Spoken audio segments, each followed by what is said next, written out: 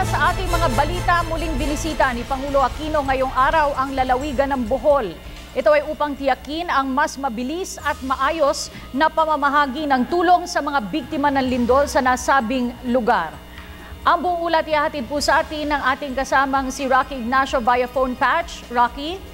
Yes, maraming salamat, Cathy. Patuloy nga ang paglilibot ni Pangulong Aquino dito sa mga evacuation center at iba pang mga lugar na naapektuhan ng malakas sa paglindol sa bayan ng Loon sa Bohol. Ito kasi, Cathy, ang isa sa mga napinsala ng malakas na pagyanig. Pagdating ni Pangulong Aquino dito sa Loon ay tumiretso agad ito sa Loon Municipality para sa kanyang inspection at ilang sa mga evacuation sites. Kabilang na dito yung Loon South Central School kung saan nakapansamantala na naninirahan ang may 700 individual na na-displaced po dahil pa rin dun sa malakas na lindol.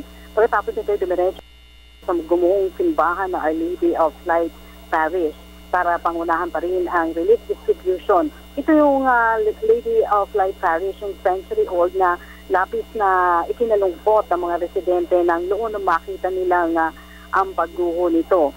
Sinundan naman ito ng inspection ng Pangulo sa gumuho pa rin public market at ang Congressman Natalio Castillo Senior Memorial Hospital. Inaasahan rin magsasagawa ng inspection si Pangulong Aquino sa bumaksak na Mualong Bridge bago tumungo dito sa Loon Municipal Hall para sa isasagawang briefing. Kanina, Cathy, habang tayo ay bumabagtas pupunta dito sa Loon Town, nakita natin na karamihan pa rin sa mga residente nandun sa tent nakatira sa labas mismo ng kanilang mga bahay. Ayon sa kanila, nais muna nilang masiguro na talagang safe na ang naturang mga struktura ng kanilang mga bahay dahil patuloy pa rin ang pagkakaroon ng aftershock dito. Ayon nga kay Rain Monreal, Executive Assistant ng Office ni Mayor Lloyd Lopez, gusto rin nila na makasiguro na itong mga ito na kahit doon nakatira sa tent sa labas ng kanilang mga bahay ay nabibigyan pa rin ng relief assistance. Pinasalamatan naman ni Mayor ang pamahalaan dahil naging maayos naman ang distribution ng relief assistance mula sa DSWD.